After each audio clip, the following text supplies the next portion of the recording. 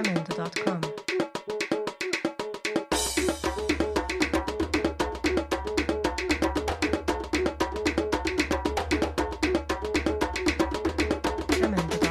Não há como comparar as crises de ambos os governos, principalmente se analisarmos a situação em que o Brasil se encontrava em cada século, e como o mundo estava. Entretanto, em meio a essas singularidades, há certas coincidências, no que diz respeito a grupos que se envolveram em episódios conturbados, seja do Segundo Reinado ou da Era Vargas.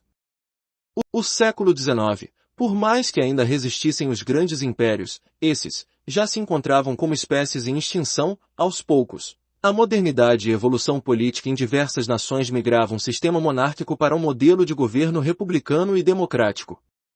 Sendo assim, havia uma dualidade de opiniões políticas, de um lado os inovadores liberais, de outros conservadores tradicionais. Durante o reinado de Dom Pedro II, houve o chamado quinquênio liberal, pelo Império do Brasil, com o agravamento da crise entre conservadores e liberais. O Manifesto Republicano, a questão religiosa, uma tensão entre bispos católicos e a maçonaria. No que se refere à epidemia, pode-se citar a febre amarela no Rio de Janeiro, mas o maior inimigo do Império era o anseio por um novo modelo de governo. E parecia que quaisquer resposta contra esse anseio alimentaria ainda mais a chama republicana, o que se confirmou quando foi depredado o jornal A República, que foi seguido da Convenção de Itu.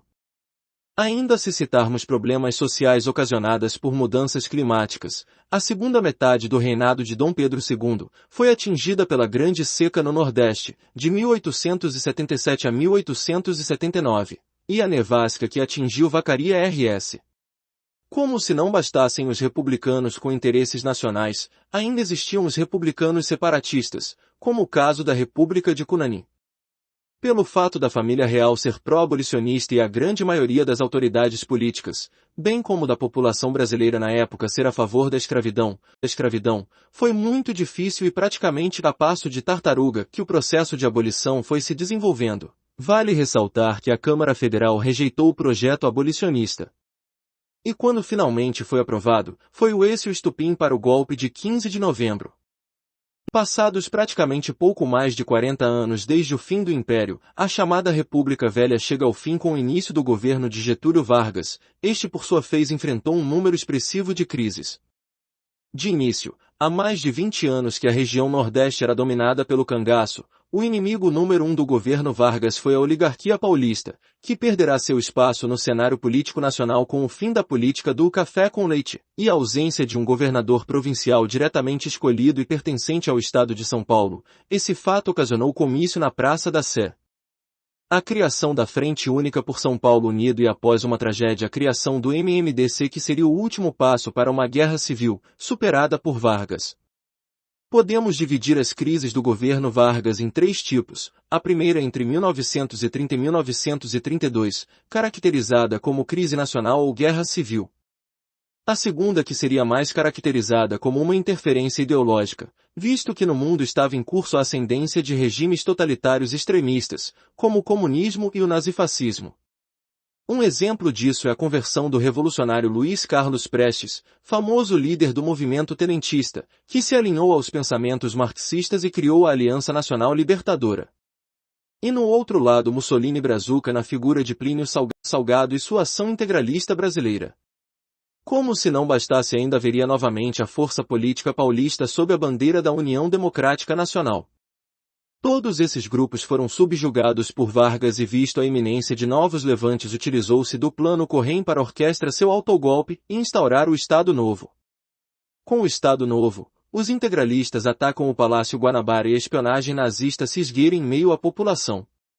Vencido a Segunda Guerra Mundial, Vargas dá início a um processo de retomada para um sistema flexível de governo, inclusive anistiando tanto comunistas como integralistas. Surge então o Partido Comunista Brasileiro, PCB, e consequentemente as Ligas Camponesas, atualmente MST, e o Partido de Representação Popular, Integralismo Mascarado.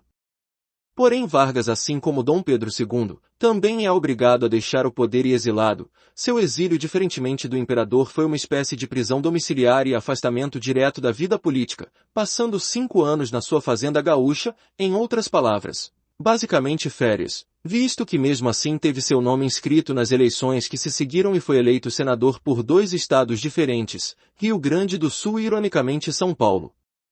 A terceira e última fase de crise do governo Vargas é em seu retorno ao poder nos braços do povo, diferentemente de 1930, 1934 e 1937. Não houve intervenção militar ou política para sua alavancada ao poder, foi por voto direto da população, um reconhecimento pelo seu trabalho. Mas o cenário político era outro. Com o mundo adentrando na Guerra Fria, a polarização estava esquentando, a histeria coletiva estava sendo alimentada pelos órgãos de comunicação midiáticos, como rádios e jornais, e esse inimigo era muito mais difícil de se combater. Vargas tentou utilizar-se da mesma arma com a criação do jornal Última Hora, entidade pró-governo. Entretanto, uma CPI foi instaurada e de maneira exagerada escancarou algo que diversos outros meios de comunicação fazem até hoje livremente. Trata-se de entidades partidárias, por mais que tentem transpassar a imparcialidade. Como se não bastasse ataques externos, no próprio meio familiar, a tentativa de uma resposta violenta, no melhor estilo mafioso, ocasiona o atentado da Rua Toneleiro e o agravamento de uma crise. Naquele ponto qualquer argumento era válido para pôr fim ao governo getulista, fato que se evidenciou.